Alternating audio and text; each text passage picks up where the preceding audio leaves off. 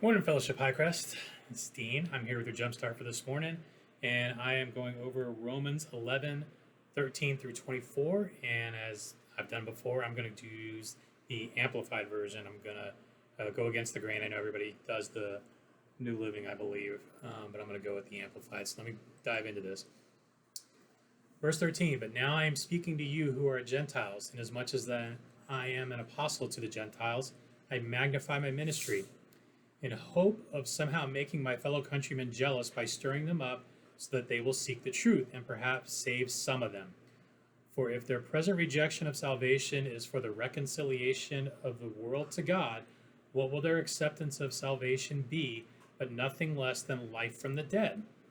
If the portion of dough offered as the first fruits is holy, so is the whole batch.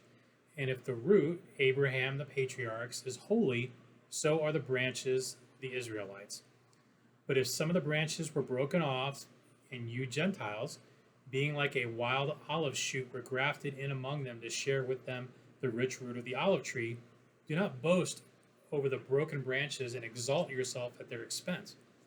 If you do boast and feel superior, remember that it is not you who supports the root, but the root that supports you.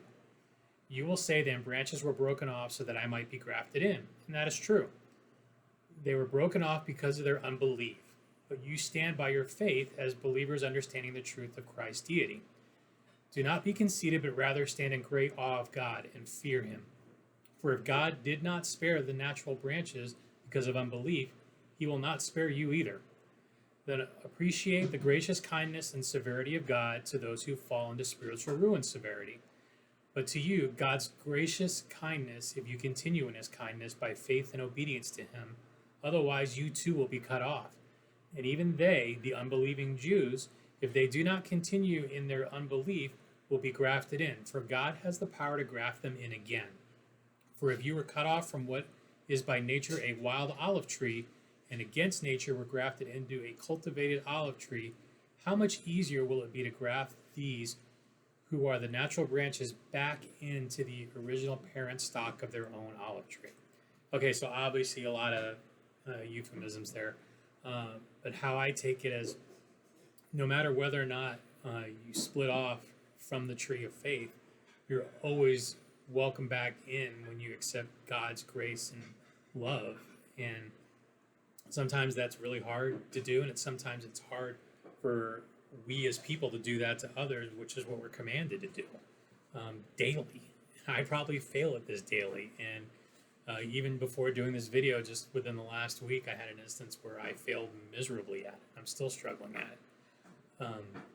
But no matter what happens, when you come back to God and profess your love of him and his love for you is professed, and you accept the grace that he offers constantly to all of us, you're grafted back into the faith no matter what's gone on.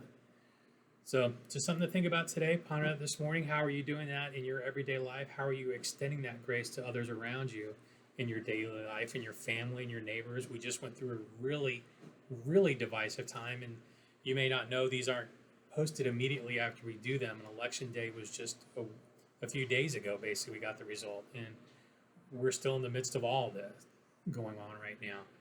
And we, as God's children, we're not identified by our political party. We're identified as God's children, all of us together. And we need to treat each other that way and extend that grace to each other every day. See you tomorrow.